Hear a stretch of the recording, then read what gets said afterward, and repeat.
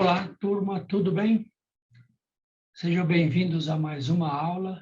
E a aula de hoje tem como tema a classificação de materiais, as etapas. Também vamos aprender um pouco sobre curva ABC. Eu sou o professor Edenilson e aí vou acompanhar vocês nessa jornada. Então, muito bem. Lembra que nós falamos anteriormente sobre os atributos, sobre os materiais, e hoje vamos falar sobre cada uma das etapas, quando a gente faz aquilo que a gente conhece e chama como classificação, né? Quais são as etapas da classificação. Vocês podem observar aqui nesse nosso slide que as etapas de classificação, elas seguem exatamente essa ordem. Então, primeiro eu tenho a catalogação, depois eu tenho a simplificação, deixa eu até mexer aqui no apontador do próprio PowerPoint. Então, catalogação, simplificação, especificação, normalização, padronização e codificação.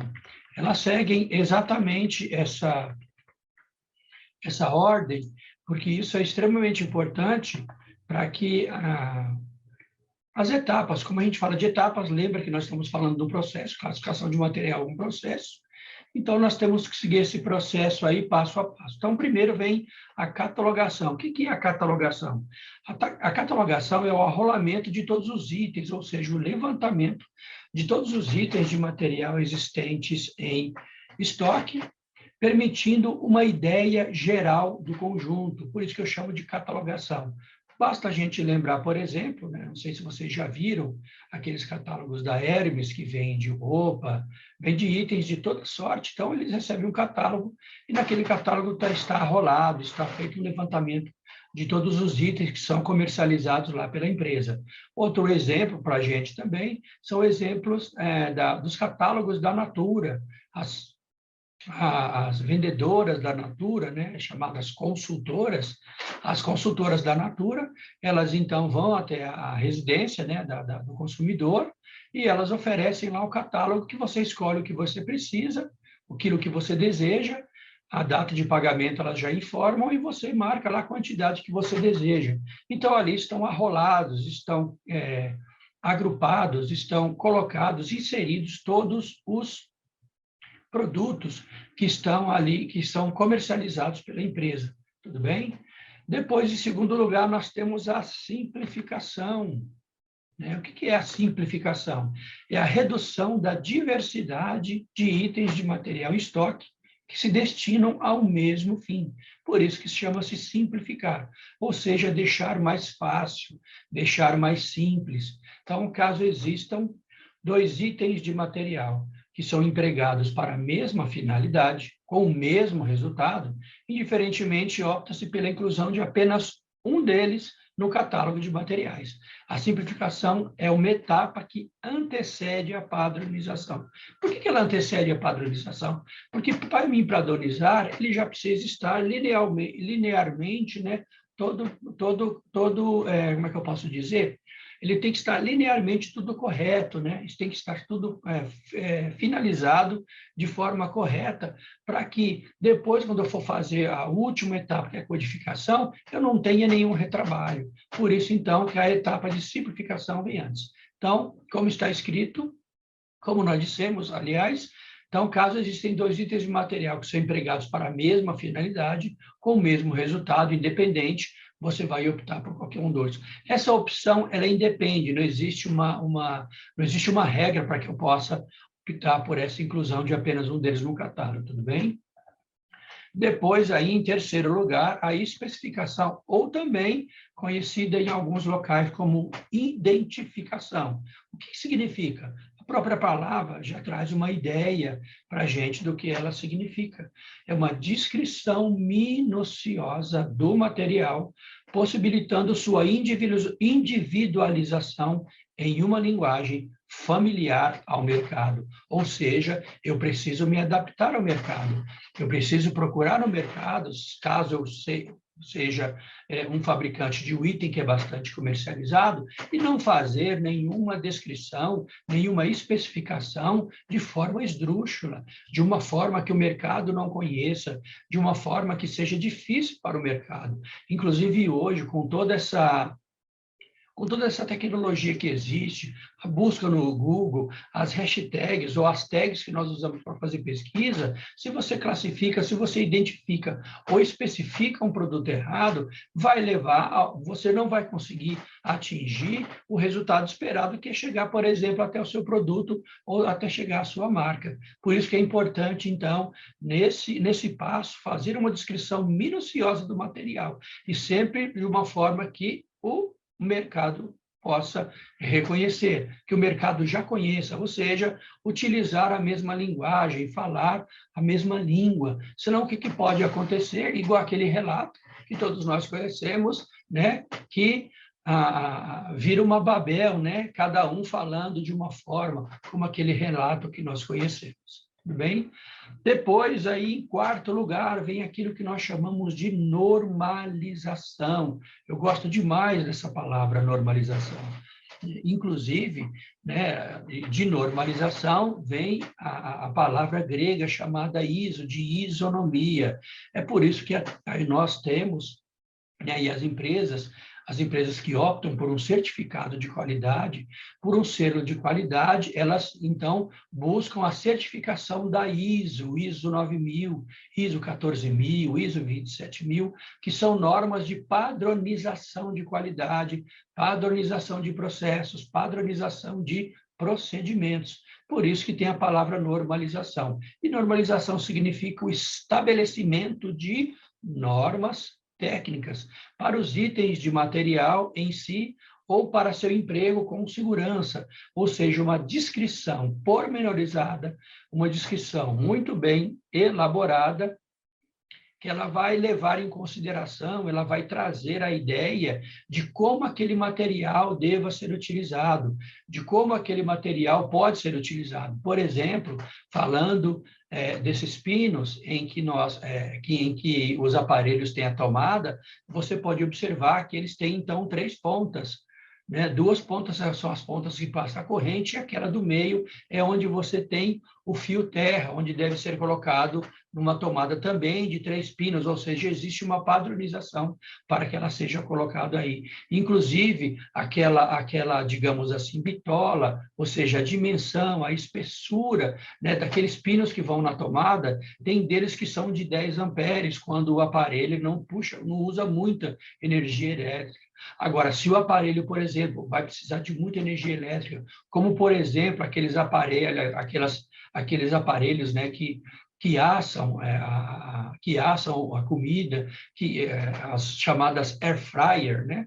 Então, a maioria delas, muitas delas já vêm com aquela tomada com bitola de 20 amperes. Por quê? Ela vai puxar mais energia elétrica. Se eu colocar, por exemplo, uma bitola de 10 amperes, com certeza ela vai derreter, né, o pino, vai encostar um no outro, vai ter um curto-circuito, e aí pode, inclusive, ele causa dano para o sistema elétrico, inclusive para quem está manuseando. Então, o estabelecimento é uma norma técnica, né, para o item, para o material em si, que vai ser utilizado, ou para seu emprego com segurança. Outro exemplo muito bom para isso são, por exemplo, as instalações de aparelhos elétricos. Mesmo que seja uma simples televisão, você conectar na tomada, eles sempre pedem, está escrito lá, para você observar. Por exemplo, se você comprou um aparelho de 127 volts, toma cuidado para não colocar, por exemplo, numa tomada de 220 volts.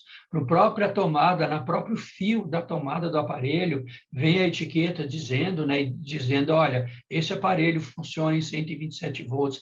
As etiquetas, normalmente, elas são ou vermelhas ou elas são amarelas, para justamente chamar a atenção do usuário, né, da pessoa que vai fazer a instalação. Alguns deles, inclusive, eles trazem a orientação de se procurar um técnico para poder fazer a instalação, para justamente não correr risco. A mesma coisa em relação, por exemplo, a chuveiros elétricos. Existe orientação para você desligar a energia elétrica, desligar o sistema elétrico, para que não corra nenhum risco, né, de choque, algum dano para a vida. Então, o que a gente entende com isso? Que pode-se dizer que a normalização de itens de material ela é necessária para a consecução da padronização em sua completude, que é o próximo item. Outro exemplo de material a ser normalizado são os medicamentos. Como é que eles são normalizados, né? Como é que eu sei para que aquele medicamento vai ser usado, em qual quantidade, quais são os efeitos colaterais, para que ele é indicado, qual é a contraindicação? É exatamente aquilo que nós conhecemos como bula. Então, a bula é, nesse caso, o produto final da normalização daquele produto. Para outros tipos de materiais, a entidade oficial de normalização do Brasil é a Associação Brasileira de Normas Técnicas, a ABNT, ou seja, a ABNT ela é a representante da ISO aqui no Brasil, ela é representante da ISO 9000 aqui no Brasil, ou seja, ela que edita todas as normas técnicas. Então, por mais que o equipamento seja, o material seja simples, sempre ele vai ter por trás dele uma especificação técnica de emprego, de utilização e para segurança. Outros tipos de material, aliás, há de se ressaltar que nem todos os materiais carecem de normalização, tudo bem? Por exemplo, um copo de vidro. Lá não vai estar escrito no copo de vidro, né? Imagina um copo americano simples, lá não vai estar escrito no copo americano, ou um copo como esse aqui, por exemplo. Inclusive, eu vou tomar um pouquinho de água. Um copo desse aqui, por exemplo, não está escrito que eu não devo colocar nele tomar leite com café, porque ele é um copo fino, é um copo para água. Se eu colocar leite com café, com certeza esse copo ele vai quebrar e eu posso me machucar, mas não tem nenhuma norma técnica para isso. Eu preciso, então, para poder tomar café, utilizar um copo adequado, ou uma xícara. Então, nem todos os materiais carecem de normalização, tá? Nem todos eles. Tudo bem? E vamos para o próximo, que é a padronização. Aqui no nosso material, o próximo item é a padronização. Nós, inclusive, já demos alguns exemplos aqui. Então, padronização. A palavra padronizar significa uniformizar. Então, padronizado é uniformizado, é uniforme. Então, é a uniformização do emprego e do tipo do material. Então, imagine, por exemplo, que eu tenho um chuveiro, e esse chuveiro ele é fabricado pela Lorenzetti, e eu tenho um outro chuveiro que é fabricado pela FAME. O que significa isso? Que tanto um como o outro eles vai ter uma descrição uniforme, né? Ou seja, padronizada, uniforme, de como eu faço a instalação. Qual é o fio terra? Vai ter indicação lá, por exemplo, que o fio terra deve ser conectado num sistema onde tem aterramento, que tipo de resistência que eu vou utilizar lá, qual é, por exemplo, o consumo de energia que ele faz, qual é o consumo de energia que ocasiona, então, ao utilizá-lo. Para que isso? Por que tem que ser assim? Porque isso facilita, como a gente viu já anteriormente, né? Quando a gente fala lá sobre, por exemplo, a identificação do produto, ele vai trazer a ideia de facilitar o diálogo com o mercado, né? Facilita o controle, ele permite, inclusive, a intercambiabilidade de sobressalentes ou demais materiais de consumo, peça, cartucho de impressora padronizada, bobina de fax. O que significa isso, né? Principalmente hoje em dia, quando nós temos aí um alto índice de produtos descartáveis, né? Nós temos, inclusive, aí a gente vai ver um pouco mais para frente, quando estiver falando de materiais, sobre essa ideia de que os produtos também eles têm um período de vivência, podemos dizer assim, né? A gente chama de obsolescência programada. Então, alguns produtos, você pode colocar peça de um produto em outro. Isso é extremamente importante, lembrando que os recursos que nós temos são recursos extremamente escassos, né? Nós vivemos um local onde os recursos são finitos, né? E muitas das vezes nós agimos como se os recursos fossem infinitos, mas, na verdade, eles não são. Os recursos são finitos. Então, quando nós falamos nesse quesito, né, nessa classificação de padronização, é muito importante nós termos uma uniformidade no emprego, justamente, do material, para que você possa permitir que peças sobressalentes possam ser utilizadas entre, por exemplo, produtos de fabricantes diferentes. Nesse caso, como nós temos aqui peça, cartucho, impressora, e assim por diante. Falando de peças, principalmente, né, de peças automotivas, você tem um grande mercado de peças que não são peças originais, mas todos eles licenciados para poder fabricar uma peça de segunda linha, né, que é um preço muito mais em conta, e você pode colocar no seu carro e vai funcionar do mesmo exemplo, do mesmo jeito. Esse é o exemplo que a gente pode dar. Outra coisa também extremamente importante, né? E aí nós estamos falando da última, que é a última etapa da nossa classificação de materiais, é justamente a codificação. Ou seja, eu atribuir, eu realizar, na verdade, a atribuição de uma série de números ou letras a cada item de material, de forma que essa informação compilada em um único código, ele represente as características do item. Ou seja, cada item terá, assim, um único código, ou a gente chama também, aí lembra lá de colocar no nosso dicionário de logística, que é o SKU, ou seja, é o código de cada um desses itens. Então, dessa maneira, é através da classificação que os itens em estoque são agrupados segundo determinados critérios, sejam eles de peso, de forma, de dimensão, de tipo, de uso, etc. O resultado disso ele é bacana, por quê? Porque acaba otimizando o controle de estoque, né? Lembra? Os materiais, a finalidade dos materiais, né, quando bem classificados, quando bem elaborados, é para justamente facilitar tanto o armazenamento no estoque, quanto a separação, a retirada e a expedição.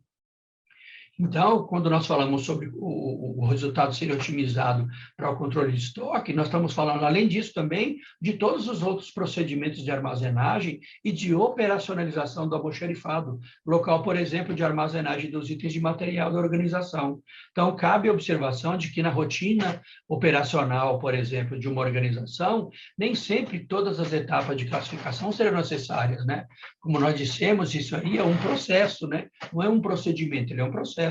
Se ele é um processo, ele é uma trilha. De repente, a empresa pode optar por não usar todas as etapas, né? Não é uma regra.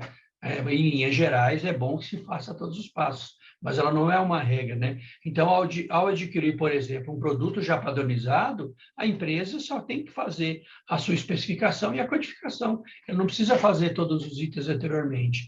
Ademais, também, a gente tem que ter em mente que o produto final da classificação dos materiais, uma vez concluídas as etapas que a gente viu, é um catálogo, como é que a gente pode dizer? É um catálogo simplificado. As coisas precisam ser simples, né, pessoal? É importante isso. Então, o resultado final é um catálogo devidamente simplificado, especificado e codificado, apresentando, de repente, se for o caso, itens de material normalizados e padronizados. Então, tal produto, ele passa a ser uma das principais ferramentas de trabalho, por exemplo, quando a gente fala do governo em compra pública, para licitação, né? Ou seja, lá nesse catálogo vai ter, inclusive, e é bom a gente reforçar isso, que lá ele vai servir como se fosse uma memória técnica, né, dos itens de material que são passíveis por um órgão comprar, uma empresa também, ou uma entidade pública.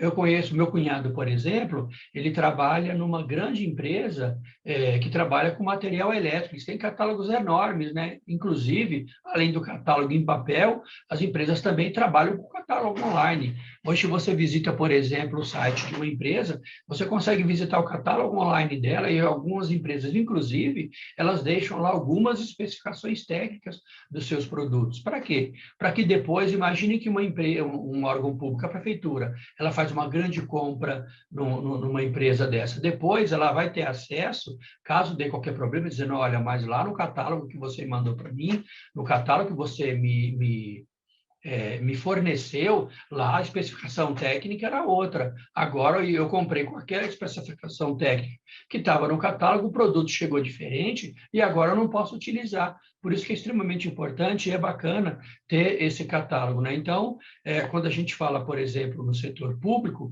existe, né, falando principalmente em obras públicas, né, em licitação pública, existe um catálogo de materiais chamado CATMAT, dentro de um módulo do sistema que é utilizado, inclusive, para as compras, né, para as compras públicas, que é um sistema chamado CIASG. Então, esse catálogo de materiais, lá tem todos os materiais necessários para qualquer licitação. Então, o órgão público já tem acesso a esses catálogos dessas peças para poder, então, ele poder fazer lá as suas aquisições. Mas, continuando ainda com os critérios, aqui nós falamos das etapas, né, de classificação, mas agora quais critérios que a gente vai usar? Lembrando que nós já vimos os atributos, já vimos anteriormente lá os atributos da classificação, vimos agora nesse slide aqui, vimos as etapas, e agora vamos olhar então quais são os critérios de classificação. O primeiro desses critérios é a facilidade, né? Então, desculpe, a possibilidade de fazer ou comprar. Então, vários são os tipos de classificação de materiais determinados em função das informações desejadas pelo gestor de materiais. Mas existem algumas classificações que elas são, alguns critérios, na verdade, que eles são mais utilizados quando a gente fala de classificação de materiais, né? Então, o primeiro deles é a possibilidade de fazer ou comprar. Então, essa classificação, ela tem por objetivo fornecer, prover a informação de quais materiais poderão ser produzidos internamente pela organização e quais deverão ser adquiridos no mercado. As categorias de classificação, elas podem ser listadas, né? Conforme vocês podem ver aqui. Ela pode ser produzida internamente. Então, como é que eu posso dizer? Como é que eu posso exemplificar aqui? Ela pode ser produzida pela própria empresa, ela pode produzir o item, como eu disse para vocês, né, num dos nossos vídeos anteriores, a empresa ela produzia a tampa lateral, né, as laterais do fogão, aquelas laterais pintadas, né, que seria toda a estrutura do fogão que suporta toda a estrutura do fogão, ela era fabricada, né, primeiramente pela empresa. Depois a empresa optou por contratar, né, uma empresa que ela fornecia já a peça pintada. Então, semanalmente, né, toda semana, pelo menos 2, 3 vezes por semana, sempre chegava lá um caminhão com peça lateral, né, elas já vinham pintadas. Naquela época lá, os fogões eram branco, bege e marrom, eram as cores que saíam. Hoje em dia, quase os fogões normalmente ou são brancos, ou são fogões pretos, né? Ou nós temos fogões em cor de aço escovado, podemos dizer assim. Mas naquela época ele era branco, bege ou marrom, eram as cores que tinha, né? Parece muito com aquele exemplo do Ford. Não, você pode escolher a cor do fogão, desde que ele seja branco, ou bege, ou marrom, né? Então, a empresa aqui, ela optou por produzir internamente, mas depois, né, olhando aí a questão de custo, lembra, o objetivo final da empresa, ele é o lucro, é o objetivo lucro. Então, o que a empresa fez? Ela começou a fazer a aquisição desse material, e além de outros, esse é o exemplo que eu lembro agora de pronto, assim, é o que eu lembro agora mais. Mas tinha outros produtos também, outras peças, né, outros materiais que ela comprava. Então, ela começou a fazer a aquisição. Era uma metalúrgica na cidade de Diadema que fazia toda a entrega. Então, ela fazia a solicitação, o pessoal de PCP, como a gente viu lá no vídeo da Prolog, lá do Carlos Menchique. Então, o pessoal de PCP, que é planejamento e controle da produção, fazia todo o planejamento a partir do MRP, como a gente viu lá, que é o sistema que você faz a requisição de materiais, e aí eles solicitavam a quantidade de peças que necessitavam, e aí os caminhões dessa empresa, dessa indústria metalúrgica lá de Diadema, ia fazendo as entregas. Ou também pode acontecer da empresa decidir recondicionar o produto, recondicionar o produto. Isso pode acontecer normalmente, né? E aí, quando a gente fala de recondicionado, a gente tem que lembrar que significa recuperado internamente.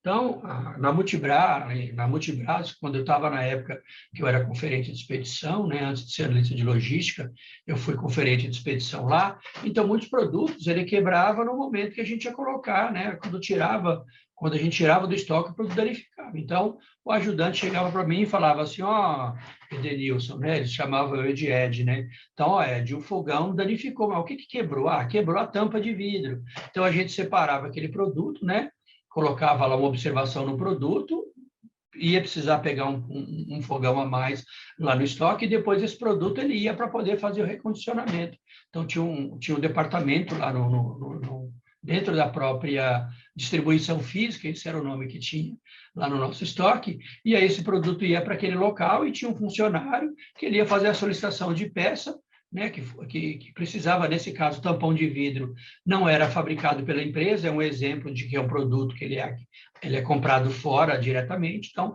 a empresa não ia fabricar o vidro, né, porque não faz parte do know-how dela, ela era uma metalúrgica, então não fazia parte do know-how dela a fabricação de vidro. Então ela comprava os vidros de fora, esses vidros eles já vinham. A única coisa que se fazia na linha de montagem é que, se você for observar o vidro, ele tem aquelas presilhas no canto, né? Deixa eu ir para cá, porque a câmera está ela fica com aquele espelho invertido, né? Então, quando o vidro vinha, ele vinha só a placa de vidro, então você tinha que colocar aquelas presilhas no canto, né? Então, aquelas presilhas, na hora de montar, então, a linha de montagem, a empresa ela tinha 2 andares, né? Um mezanino, na verdade, não era 2 andares. Então, em cima da linha de montagem tinha um mezanino, que era como se fosse um primeiro andar, né? Um primeiro andar. Então, você tinha um mezanino, em cima do mezanino ficava o que a gente chamava de submontagem.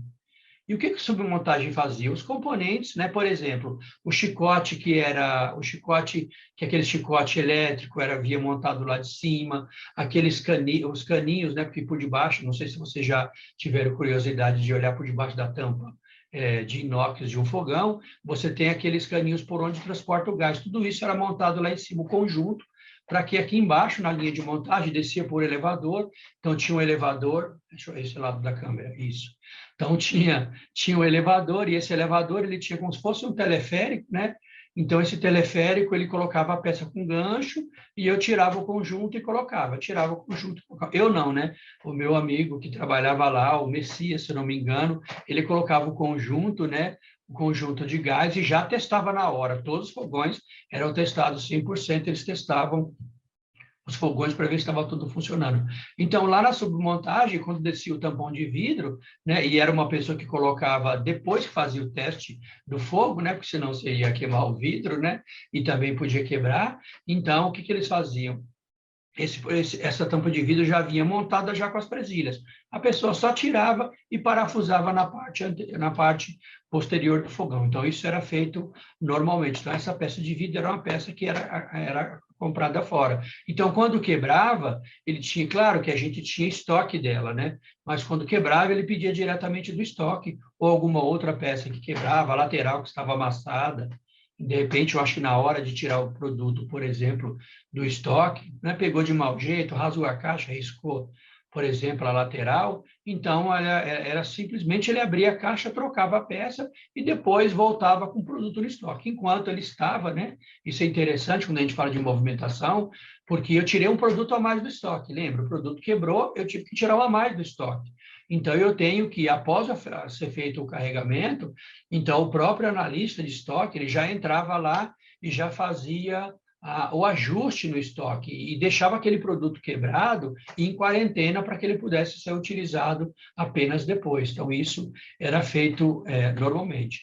Então, ou seja, quando a gente fala sobre a possibilidade de fazer ou comprar, é importante a gente lembrar que a decisão sobre produzir ou adquirir um item de material do mercado, ele é tomado, lembra? A gente viu aquele exemplo lá das áreas em que eu tenho a transversalidade, né?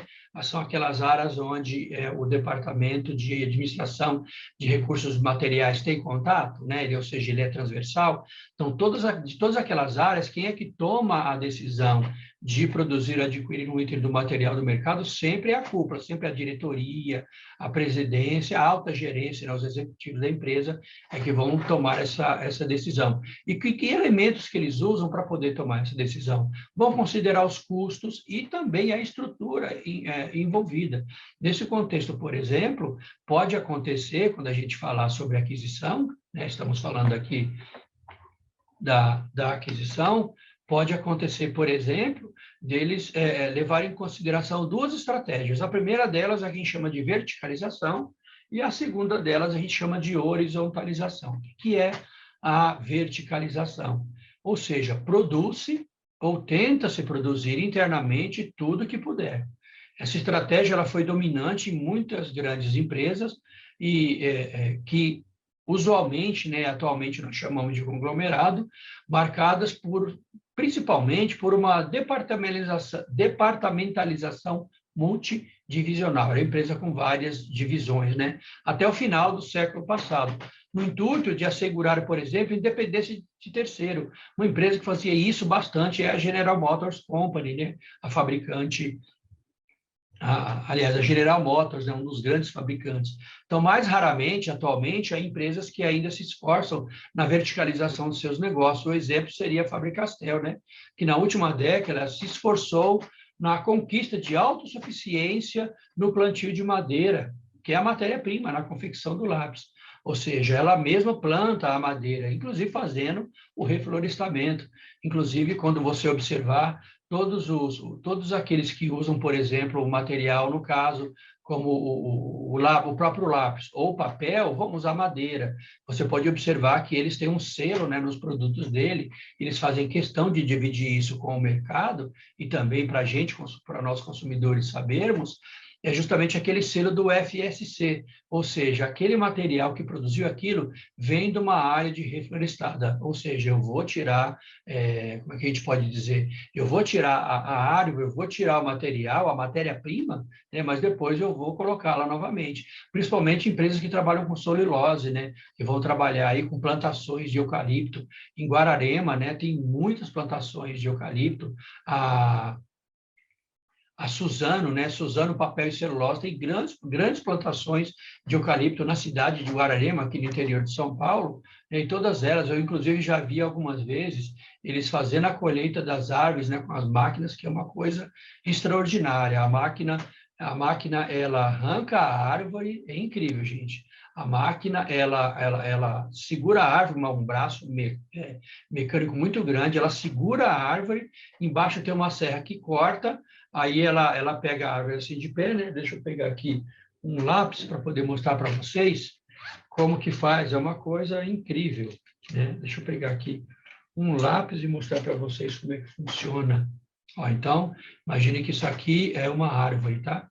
Então, a máquina pega a árvore aqui, e aqui na parte de baixo dela, ela já tem uma serra, que ela é uma serra circular que serra a máquina, desculpa, serra a árvore.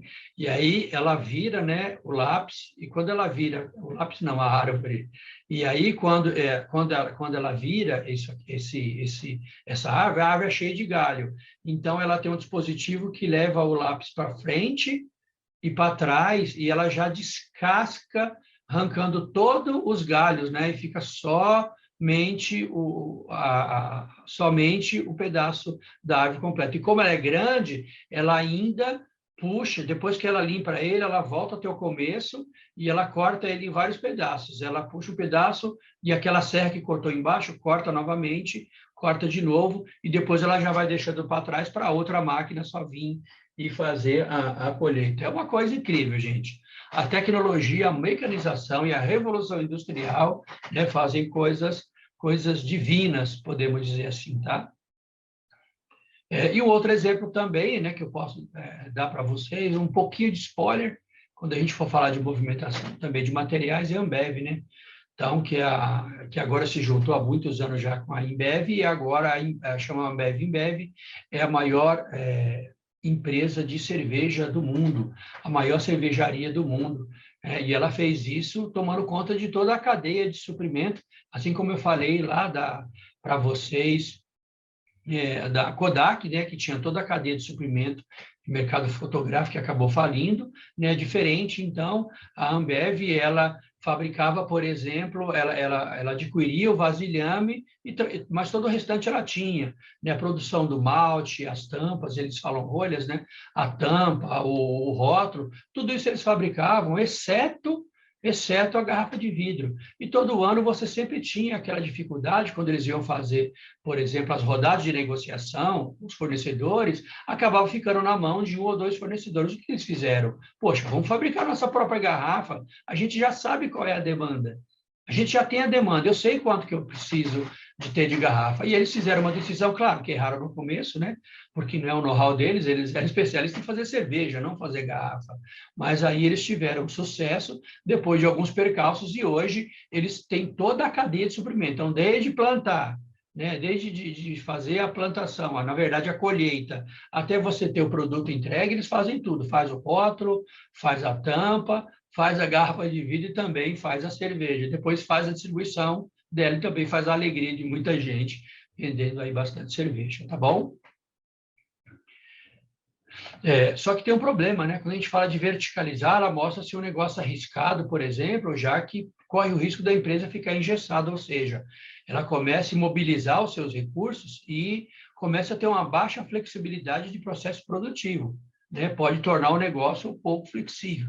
A empresa tem que tomar bastante cuidado com isso. Em segundo lugar, também tem o que a gente chama de horizontalização, ou seja, ela compra de terceiro o máximo dos itens que irão comprar o produto final.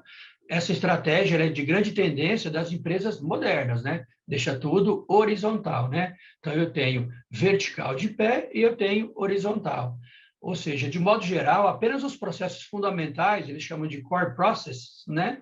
Não são terceirizados por razões de segredos tecnológicos, ou seja, aquilo que é patente dela, aquilo que é o know-how dela, né, que é o core business, né, que a gente fala, ela acaba não fazendo isso terceirizar. Então, a estrutura horizontalizada, ela é típica do sistema Toyota de produção, que remete a terceiros cerca de 75% do processo produtivo. A gente vai ver um pouco mais para frente, que eu quero mostrar para vocês, o STP, que é o sistema Toyota de produção, e aí vocês vão entender como ela conseguiu fazer isso. Então, praticamente o carro da Toyota, ele fica na mão de terceiros, praticamente. Inclusive, um exemplo muito bom disso também, foi feito aqui no Brasil, fica lá na cidade do Rio de Janeiro, em Resende, no Rio de Janeiro, que é o consórcio modular da Volkswagen. Então, os carros da Volkswagen são fabricados de modo modular, ou seja, o próprio fornecedor fica dentro da planta, lá na linha de montagem, cada um vai colocando a peça que corresponde ao seu tipo de trabalho, né? E é importante a gente observar esse tipo de verticalização e horizontalização, né? É claro que ele vai ter as vantagens e as desvantagens. Por exemplo, na verticalização, qual é a vantagem? Dependência de terceiro, né? Qual que é a desvantagem? Perda de flexibilidade, a empresa fica engessada. Vantagem da verticalização, ela vai ter maior lucro, né? E qual é a desvantagem? Vai ter um maior investimento, ou seja, ela vai precisar de maiores custos. E depois, uma vantagem da verticalização é a manutenção de segredos sobre tecnologia própria. Ninguém conhece a sua própria tecnologia. Já na vantagem da horizontalização, é a garantia de flexibilidade da empresa, né? Ou seja, ela sobra mais tempo, digamos assim, para que ela possa investir em pesquisa, principalmente, né? Investir em pesquisa, investir em avanço e melhoria do seu produto. Então, ela garante a sua flexibilidade, só que corre o risco de perder controle tecnológico, né, sobre isso.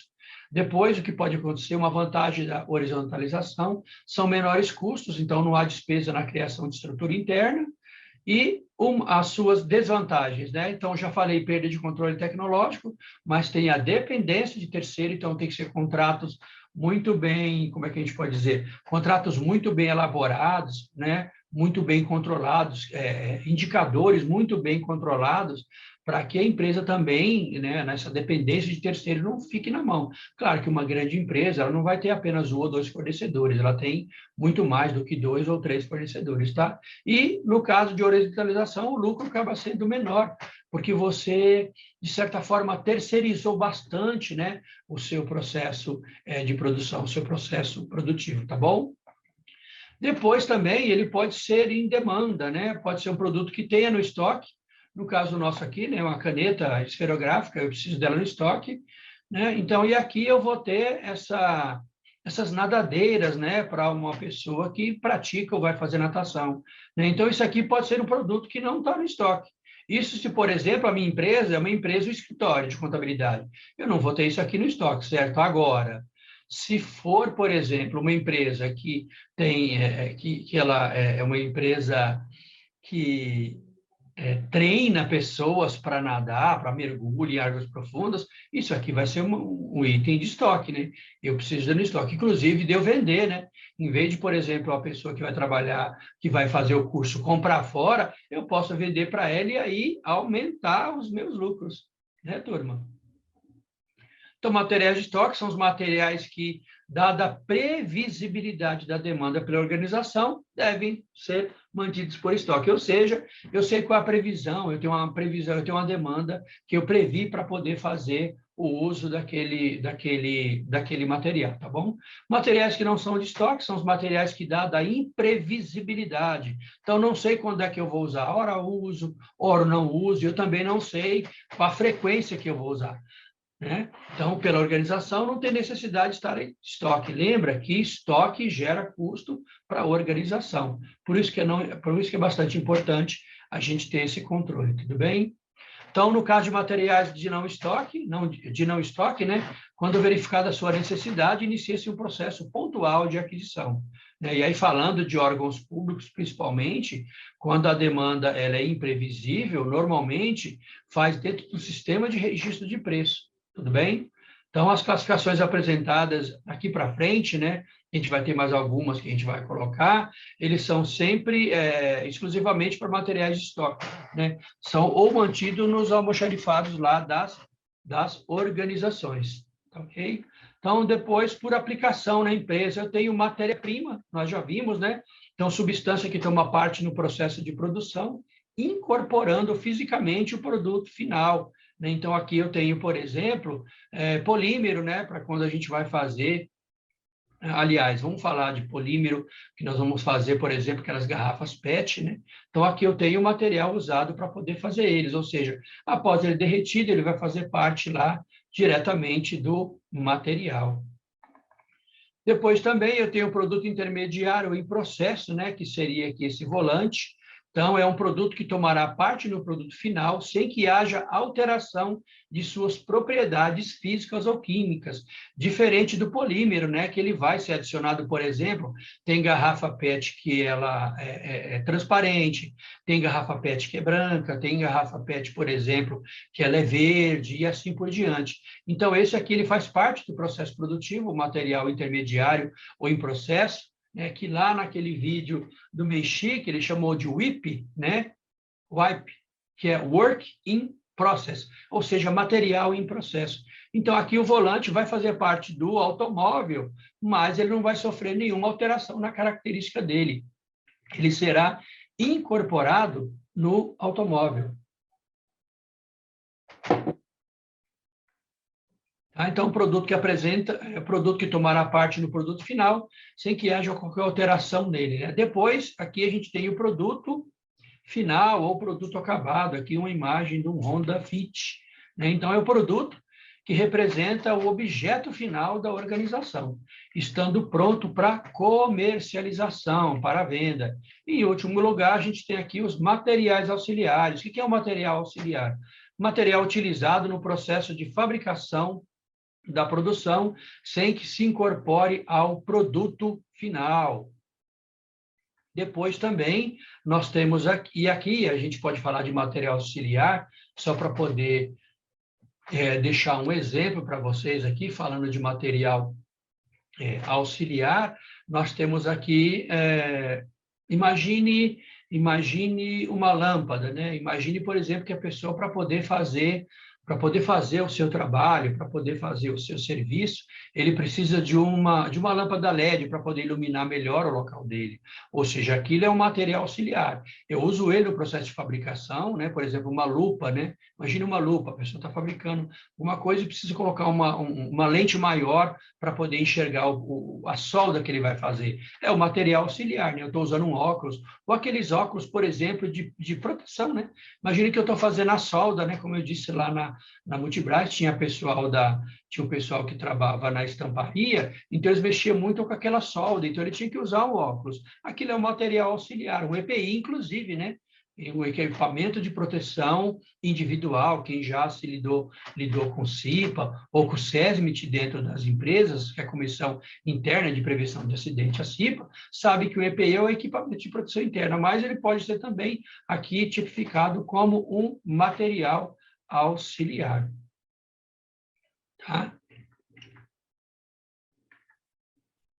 Depois,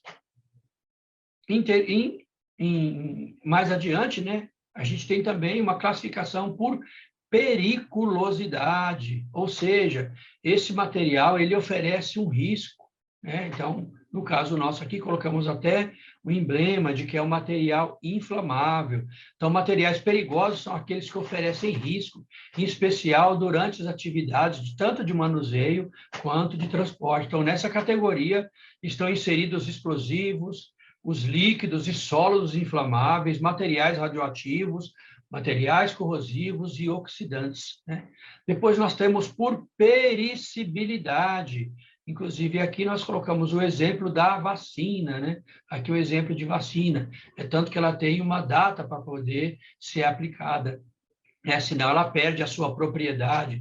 Quem tomou a vacina aí durante essa pandemia, viu, não sei se vocês conversaram com os enfermeiros que aplicavam as vacinas, né? Ela tinha que ficar no local refrigerado e ela tinha um período para ficar fora, né? Então, ela tinha uma quantidade de horas que eles tinham que aplicar nas pessoas, né? E aí, se passou daquele período, muitos frascos eram jogados fora, né? Porque acabou perecendo, né? Então, quando a gente fala de perecibilidade, é uma classificação que ela leva em conta a alteração da propriedade físico-química do material.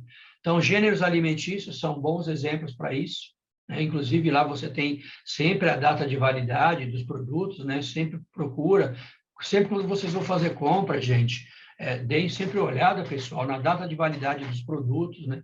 Normalmente, produtos que estão com um valor muito baixo, deve ter um aviso lá no local que você for comprar, na gôndola, ou alguém falando, né, no microfone, como tem aquele pessoal que fica anunciando dentro do mercado, avisando que o produto está em oferta, mas com data próxima da validade, né? Sempre dê uma olhada na data de validade quando vocês fizerem as compras.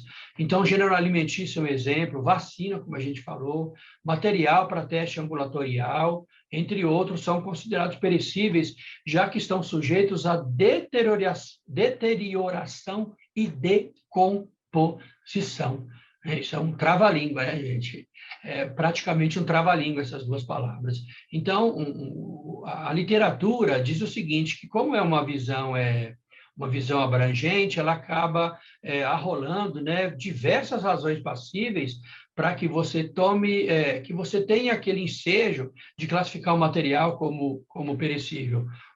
E aí tem algumas, por exemplo, vamos dar aqui algumas características. Então, por ação higroscópica, no caso, por exemplo, o cal virgem, né? Por limitação de tempo, e aí eu tenho os alimentos, os remédios, por instabilidade, instáveis, peróxidos e óxidos, né?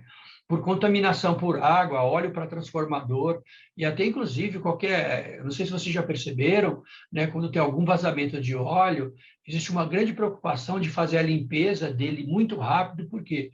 Porque esse óleo, quando ele tem contato com a terra, ele vai descer até os lençóis freáticos, que é onde ficam a água que nós bebemos, as águas principalmente as águas, né, que ficam nos poços, os poços artesianos. Então, sempre quando tem um vazamento de óleo, é extremamente importante uma ação rápida, né, dos responsáveis para poder eliminar, estancar e depois para que isso não afete aí os lençóis freáticos e acabe indo para a água, né, que fica aí sob a terra. Também pode ser contaminação por partícula sólida, no caso da graxa, né, por ação da gravidade, eixos de grande comprimento, por exemplo, por queda, colisão ou vibração, no caso de cristais e vidros, mudança de temperatura, selante e anéis de vedação, por ação da luz, por exemplo, filmes fotográficos, né? Bem que a gente quase nem usa hoje, se bem que usa hoje mais papel e branco, mas são raríssimos, né? Mas eu, por exemplo, tive, né, câmera fotográfica lá no ano de, se eu não me engano, 1996, 1997, eu comprei uma câmera fotográfica, né? Trabalhava lá na Multibras e tinha um grêmio recreativo, e a gente era sócio do grêmio, eu fui lá e tinha uma promoção da Canon e eu comprei uma máquina. E aí comprei um filme da Kodak, né, e fui colocar o filme, lá estava escrito no filme, para você poder, na hora de colocar ele, colocar no ambiente escuro, para não ter problema. Eu coloquei no ambiente escuro, né? Mas na hora, aí bati as fotos, foi aquela coisa, né? É igual criança quando recebe o primeiro brinquedo. E aí eu tirei várias fotos, né? E aí quando terminei, era engraçado que você batia a foto e você girava um botão que ele tinha atrás para o filme girar e ficar na posição de bater a próxima foto. Hoje em dia parece brincadeira, né, gente? O celular, você só aperta o dedo lá, ou você põe lá o temporizador para bater a foto, aperta o botão, o temporizador conta o tempo e você bate a foto. É uma coisa incrível, né, quando a gente vê isso. E aí eu bati as fotos, você gira no botão, e aí terminou na última foto, ele tinha um contador também, e falou, se não terminou a última foto, poxa, legal, vou levar para revelar. Aí o que eu fiz, abri a câmera debaixo da luz, aí queimou, gente, todas as fotos que eu tinha tirado. E aí aprendi, né? E aí no celular só não tem esse problema, a não ser que você perca o celular, não é o formato celular, sem querer, mas de qualquer forma você tem o backup lá do Google, né? No Google Fotos, deixa ativado lá, ou se você tem também aí um iPhone, você tem as fotos na nuvem, a gente já não corre esse risco, né? Mas você vê que geração sortuda são vocês. Ou também, né, pode ser por alguma ação agressiva da atmosfera, né, alguma ação de atmosfera agressiva, por exemplo, atmosfera com cloro, ácidos, ou também por alguma ação de animais, ratos, insetos também, né? Então, para o material perecível, em razão do tempo, a gente se dispensar sempre, tem que ter uma preocupação muito grande com a atenção aos prazos de vencimento. Em geral, quando compõe os estoques, emprega-se uma sistemática de distribuição dos materiais conhecida como PEPs. Ou seja, o primeiro a entrar é o primeiro a sair. Por quê? Para justamente você evitar a questão de perder a validade. Não sei se vocês já perceberam nos grandes atacadistas, você tem aquelas prateleiras que estão na parte mais baixa da prateleira, aquelas prateleiras muito altas, né? Então, na parte mais baixa da prateleira, à altura dos nossos olhos, você tem a gôndola que vocês pegam os produtos. Mas para poder aproveitar a altura, né? Ou seja, o pé direito, né? Vamos colocar aqui do lado, deixa eu ver. A câmera tem que ir para cá. Isso. O pé direito é essa altura, né? Que vem daqui de cima até embaixo, né? De qualquer local, né? Então, imagina um cubo e você tem esse espaço aqui, ele é chamado de pé direito. Então, para poder aproveitar todo o pé direito do depósito, eles fazem aquelas prateleiras enormes, né, de aço, muito bem feitas, e lá em cima eles estocam os produtos. Vocês podem observar que os produtos, principalmente leite, né, arroz, feijão, que a validade é um pouco menor, eles colocam, né, que você pode ver que os produtos têm uma etiqueta muito grande e lá está mostrando a data de validade. Para quê? Para que o operador de pilhadeira, quando for retirar do estoque para poder fazer o abastecimento da parte das gôndolas, ele retire sempre o produto que a validade está mais perto, né? Ou seja, que a validade está mais próxima. Ele usa o método PEPS, né? Que é o primeiro a entrar ou o primeiro a sair, que em inglês significa FIFO, né? De first in, first out, né? E depois você tem o outro, né? FEFO, né? Que é justamente o outro, que é justamente o ideal, né? E aí, quando ele usa, é a distribuição mediante o critério chamado de FEFO, né? Que é first to expire, first out, ou seja, o primeiro a expirar, sua data de validade deve ser distribuída primeiro. Então, lá para frente, a gente vai estudar um pouco mais sobre o método PEPS e o FEFO, né, quando a gente estiver falando sobre gestão de estoque, né, nós vamos falar sobre gestão de estoque. Tudo bem? E depois a gente tem por importância, ou seja, por importância operacional. Então, vai ter de baixa criticidade, chamada de X, criticidade intermediária, chamada de Y, e máxima criticidade, chamada de Z. Então, o que é uma classe X? São materiais de baixa criticidade, cuja falta ela não implica a paralisação da produção, nem riscos à segurança pessoal, ambiental e patrimonial. Ainda, há facilidade de sua obtenção no mercado. Classe Y, materiais que apresentam um grau de criticidade intermediário, podendo ainda ser substituídos por outros com relativa facilidade.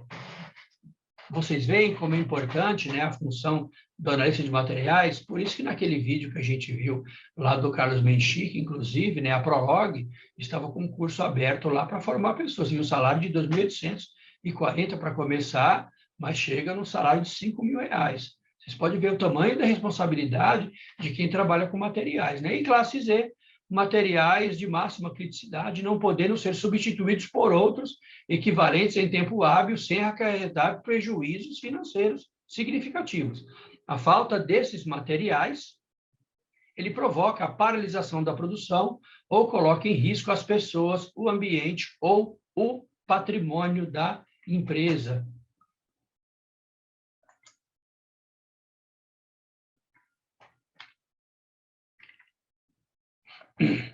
Quando a gente fala sobre essa importância operacional, só voltando aqui um pouco, no slide anterior, é importante a gente falar sobre informação qualitativa acerca dessa relevância do item material para a rotina da organização.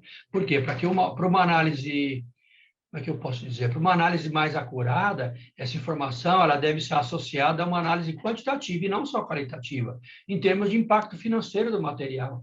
E essa análise quantitativa, né, quando a gente fala em valor de impacto financeiro, ela é provida por meio da classificação ABC, que inclusive a gente vai ver aí na nossa próxima aula, porque eu acredito que essa aula nossa aqui já está no final, então não teremos tempo, mas vamos ver já na próxima aula essa classificação ABC. Outro ponto que a gente tem que fazer consideração em relação também essa classificação por importância operacional, é que os materiais inseridos na classe Z também são conhecidos por materiais críticos, né? Então, inclusive, a literatura mostra que o conceito dele de material crítico também deve ser para aqueles que são merecedores de atenção especial do gestor, né, por diversos motivos, sejam eles operacionais, de segurança econômica ou qualquer outro. Assim, as razões para se considerar assim, as razões de consideração dos materiais críticos pode ser listado o seguinte: primeiro, por uma razão econômica, material de custo significativo de transporte e armazenagem. Segundo lugar, razões de armazenagem, de manuseio e transporte, ou seja, materiais de alta periculosidade ou perecíveis, ou ainda de elevado peso e dimensão. E depois, em terceiro lugar, por uma razão de planejamento, né? Materiais de difícil previsão de consumo pela organização. Então, essa criticidade que a gente usa, ou seja, seria uma seta, né? Ele seria uma seta começando da baixa criatividade, né? E subindo, vamos pegar com essa mão que fica melhor. Então, uma seta, né? Então, seria baixa criticidade, criticidade intermediária, alta criticidade, né? Então, seria X, Y, Z. Tá? Essa seria a seta aí. Se fôssemos fazer isso lá no nosso gráfico, ficaria dessa forma. Ou também, né, pode ser aqui no nosso próximo slide, né, já falamos da parte dos críticos, né, mas pode ser também por valor de demanda, também pode ocorrer. Ele pode ocorrer também por valor de demanda, né, que a gente chama de classificação ABC, que a gente vai deixar para ver na próxima aula. Então, por valor de demanda, é a classificação ABC, a gente vai falar lá na nossa próxima aula para poder esclarecer aí um pouco mais como é que funciona a nossa classificação. Mas também eles podem ser classificados quanto ao consumo, né? Então, de uso corrente. Então, o que é o material de consumo? É aquele que, em razão de seu uso corrente, perde normalmente sua identidade física ou tem sua utilização limitada a 2 anos, né? Então, essa classificação de um bem como permanente ou de consumo é predominantemente, precisa ficar claro isso para a gente, né?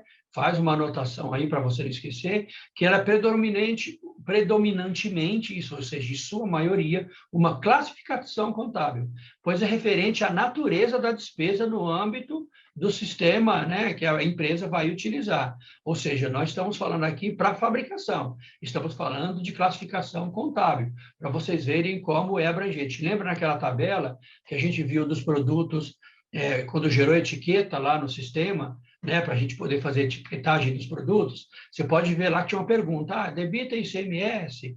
tem imposto de renda retido na fonte, tem COFINS, lembra? Você vê, era uma classificação no sistema, mas era uma classificação de uso contábil, não de uso para processo. Mas o sistema tem que ter essa flexibilidade, por isso que é importante esse item dentro do sistema de classificação, justamente para que a empresa e o gestor e outros departamentos, já que a área de materiais tem toda essa transversalidade com os outros departamentos, eles também tenham acesso e consigam fazer uma boa gestão dos seus estoques, uma boa gestão dos seus insumos. Tá legal? Então, esse é material de consumo, é um item contábil. E depois o material permanente também, né? Então, esse material de consumo é de uso corrente, ele perde a identidade física e sua utilização está limitada a 2 anos. Ou ele também pode ser um material permanente. O que é material permanente? É aquele que, em razão do seu uso corrente, não perde sua identidade física, mesmo quando incorporado a outro bem, e ou apresenta uma durabilidade superior a 2 anos. Então, de uso corrente, o exemplo nosso aqui, uma caneta, né? E aqui, uso permanente, o computador. Uso corrente não perde sua identidade física, pode ser incorporado a um outro bem, e a durabilidade dele é superior a 2 anos. E também mais atributos, né? Então, a gente viu aqui, então, os atributos de classificação, e precisamos lembrar também que eu tenho os materiais que são permanentes, como esse material aqui, ele existe uma subclassificação, né? Um subatributo.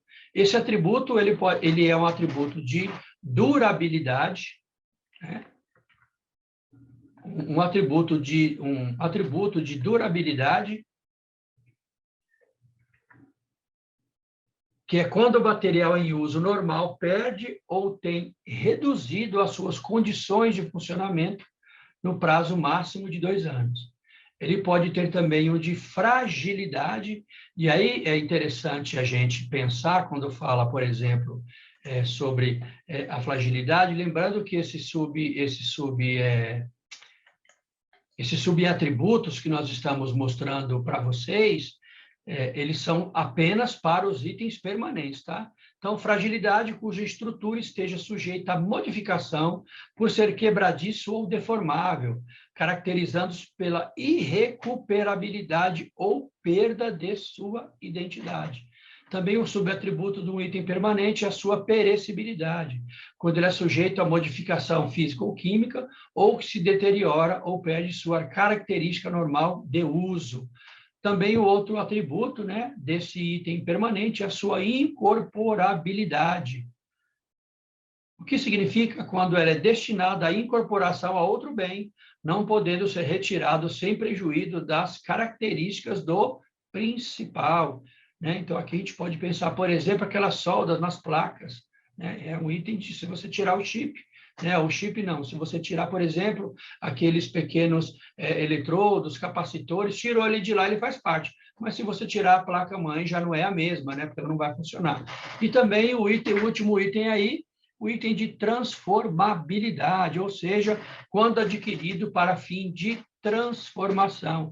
Essa foi a classificação, lembrando que é uma classificação que está numa portaria do Tesouro Nacional do Ministério da Fazenda, que ele é bastante utilizado para a classificação de um bem permanente lá das empresas públicas, tá legal? Então, é material de consumo, aquele que se enquadra em um ou mais de outro desses quesitos aí que nós mostramos para vocês. Tudo bem?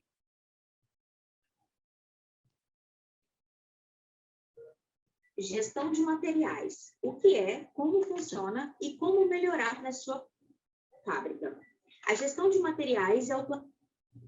Só um instante aqui, turma, para poder deixar o vídeo aqui certinho para nós. Eu vi um vídeo aqui bem rápido sobre como fazer, né, na verdade, essa gestão de materiais. Deixa eu só colocar, só voltar aqui. A gente ter o vídeo aqui bem na hora para poder ficar bacana e vocês entenderem. Então, como é que a gente pode fazer uma boa gestão de materiais? É um vídeo breve, né, que vai ajudar a gente a entender um pouco mais, tá? Então, vamos lá para o vídeo, vou colocar de novo. Só aumentar aqui o som. Gestão de materiais. O que é, como funciona e como melhorar na sua fábrica. A gestão de materiais é o planejamento e controle da compra, manutenção e utilização dos materiais utilizados pela empresa. O objetivo é garantir um fluxo contínuo de estoque, sem excesso de gastos e mantendo a qualidade desejada. A organização dos materiais da empresa é especialmente importante para uma indústria, já que esse setor utiliza muito mais materiais do que outros setores, como serviços, por exemplo. Já falamos sobre a lista de materiais e hoje vamos ver de forma mais geral como funciona e como melhora a gestão de materiais de toda a empresa.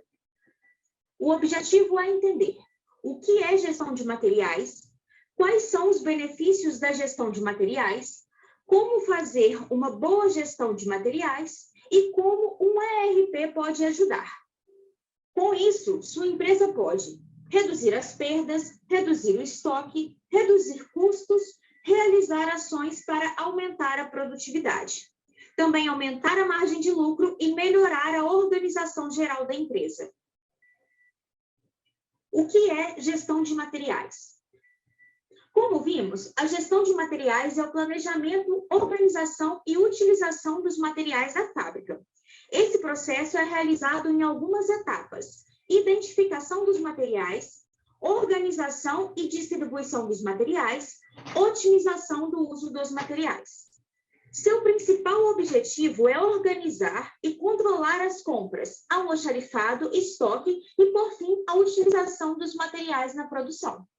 Uma boa gestão dos materiais permite que a empresa entenda corretamente quanto gasta com os materiais e como esses materiais são utilizados.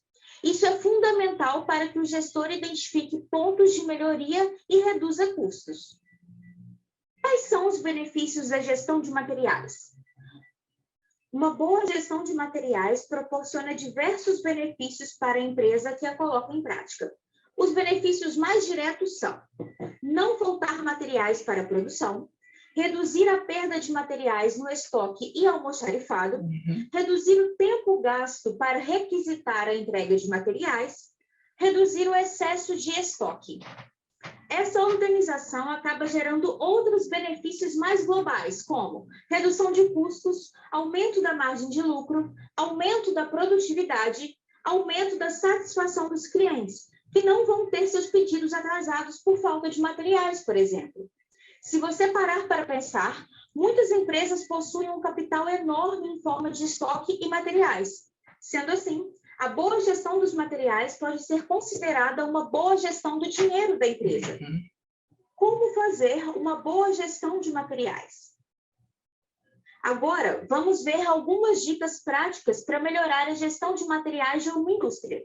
O objetivo é orientar de forma superficial quais são os principais passos para melhorar esse setor. Identifique todos os materiais utilizados na sua indústria. Para começar a se organizar, você precisa conhecer de fato a sua indústria. É preciso listar todos os materiais utilizados pela empresa. Uma forma de fazer isso é estudando as atividades da empresa para que, assim, seja possível listar todos os materiais necessários para cada tarefa. O gestor deve montar uma lista detalhada, com datas e quantias, de todos os materiais necessários para o bom funcionamento da empresa. Se o foco for apenas a produção, que sejam listados todos os itens necessários para manter a produção funcionando com a qualidade desejada. Classifique os materiais. Com os materiais listados, agora podemos começar a organizá-los. O primeiro passo é criar uma classificação com código para cada material e assim organizá-los por categoria. O uso de código por produto é muito comum e pode até ser que a sua empresa já utilize esse recurso. Agora, é importante cadastrar esses códigos em uma planilha ou sistema de gestão, junto com uma descrição, para que assim consiga encontrar o que procura com mais facilidade. Se esse registro não for feito de forma organizada, os códigos não terão serventia alguma. Essa organização facilita e acelera o processo de localizar os itens no estoque, o que acaba aumentando a produtividade da empresa. Gestão do estoque. Este é um dos principais pontos na gestão dos materiais, a gestão do estoque da sua empresa. Para começar, o ideal é limpar e organizar o estoque em um momento em que a empresa não esteja em operação. Isso vai ajudar a iniciar uma nova era de organização na sua empresa e a sua equipe deve ser treinada para manter o ambiente limpo e organizado. Depois, separe os itens por vários tipos e grupos para facilitar a localização dos materiais no estoque. Verifique se há espaço suficiente para todos e se as condições de armazenagem estão adequadas para eles. Para fechar, se a sua indústria recebe visita de clientes, é interessante deixar parte do estoque exposta de forma mais comercial, para gerar uma boa impressão aos visitantes.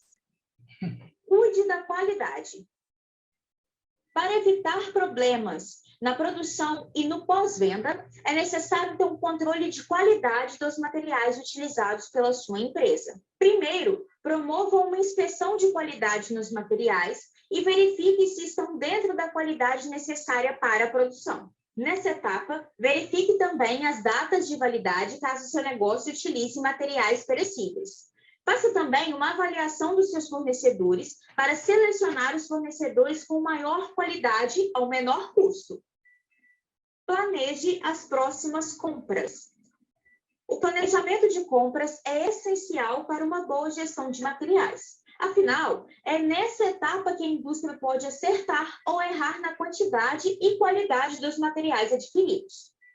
O ideal é comprar uma quantidade de materiais que sejam suficientes para a demanda no período, mas que não sobre muito. Essa é uma tarefa desafiadora, já que a empresa precisa de uma boa gestão para prever a demanda com precisão. Além disso, é preciso negociar bons descontos e prazo de entrega com fornecedores para garantir que a sua indústria conseguirá os melhores materiais com o melhor preço e com o melhor prazo. Como o sistema ERP pode ajudar na gestão de materiais?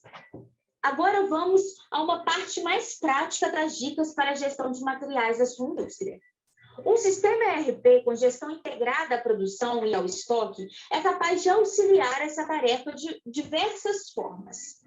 O primeiro benefício da utilização de um sistema de gestão para gerir os materiais de sua indústria é diretamente na produção. Você pode configurar o seu produto dizendo exatamente quais itens compõem a sua lista de materiais. Com essa lista de materiais cadastrada, cada vez que a produção emite uma ordem de produção, o sistema faz a requisição de materiais ao estoque de forma precisa e automatizada. Isso aumenta muito a produtividade na fábrica e reduz drasticamente o desperdício, já que a quantidade requisitada é exatamente a necessária para a produção. O sistema ERP também permite que sua empresa tenha controle do estoque e que ele seja sempre atualizado. Ou seja, as compras, requisições e expedições são integradas e o sistema é capaz de dizer como está o seu estoque em tempo real. Sem uma ferramenta dessas, as chances de erro e perdas são muito altas, já que se for controlar o estoque por planilhas ou ainda sem nenhuma forma de gestão, os erros humanos são inevitáveis e sua empresa terá problemas frequentes com falta ou excesso de estoque. Em um sistema mais completo, como o Nomos ERP industrial, é possível utilizar o MRP, ou Planejamento da Necessidade de Materiais. Assim, você é capaz de saber exatamente o que comprar, quanto comprar, para quando comprar, para manter seus níveis de estoque equilibrados. Esse tipo de funcionalidade normalmente não é disponível em ERPs mais simples e que não possuem um foco em indústrias. No quesito qualidade, o sistema pode auxiliar a sua empresa com relatórios de inspeção de recebimento de materiais. Assim, sua empresa pode reportar a qualidade dos materiais recebidos e verificar se eles atendem os padrões necessários para a operação. Para gestores, isso é muito útil, já que podem qualificar fornecedores com muito mais precisão e facilidade. Já no setor de compras, o sistema pode auxiliar sua equipe fazendo cotações de compras e toda a gestão de importações de materiais. Com o melhor fornecedor selecionado, é possível gerar pedidos de compra com facilidade através do sistema. Assim, o cumprimento de prazos é mais eficaz. Isso, com certeza, ajuda a sua empresa a conseguir melhores negócios na hora de comprar os materiais para a produção. Inscreva-se no canal da Nomus para ficar por dentro de todas as novidades. Clique para se inscrever e ative as notificações.